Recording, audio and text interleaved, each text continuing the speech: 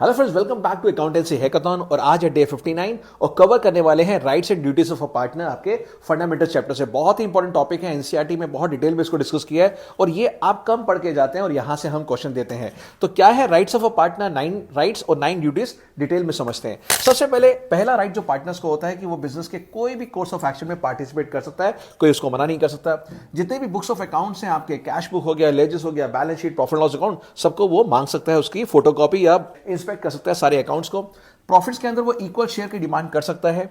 अगर फर्म के लिए कुछ खर्चा किया है तो उस खर्चे के बदले उसको पैसा दिया जाएगा, इंडेमनीफाई किया जाएगा, यानी रिकॉम्पनसेट किया जाएगा। To prevent admission of a new partner, वो चाहे तो न्यू पार्टनर को आने से रोक सकता है। वो अकेला पार्टनर जब मर्जी वो रिटायर कर सकता है नोटिस देके। इवन पार्टनरशिप के अंदर डिसॉल्व करवा सकता है अगर पार्टनरशिप एट विल बनी है तब। Then right to interest on advances, अगर उसने लोन दिया है तो लोन के ऊपर वो इंटरेस्ट डिमांड कर सकता है। और जब पार्टनरशिप डीड नहीं होती, हम सब जानते हैं 6% पर एनम वो इंटरेस्ट डिमांड कर सकता है। एंड राइट टू कॉम्पनसेशन, यानी कोई भी ऐसा नुकसान उसका हुआ है फर्म के अंदर तो फर्म को उसको वो मांग सकता है कॉम्पनसेशन। बात करते हैं ड्यूटी की।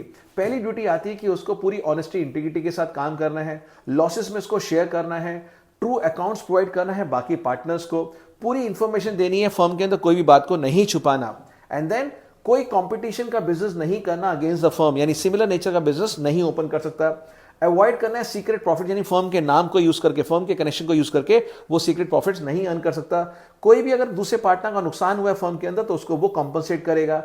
ड्यूटी है कि वो फर्म की प्रॉपर्टी यूज करेगा सिर्फ और सिर्फ बिजनेस के पर्पस के लिए, यानी not for his personal benefit. And last में ही इज लायबल जॉइंटली, सबके साथ मिलकर जॉइंटली लायबल है और इंडिविजुअली भी लायबल है, यानी अगर बाकी पार्टनर्स के पास पैसा नहीं है और आपको क्रेडिटर्स को पे करना है तो ये इंडिविजुअली भी पे करेगा।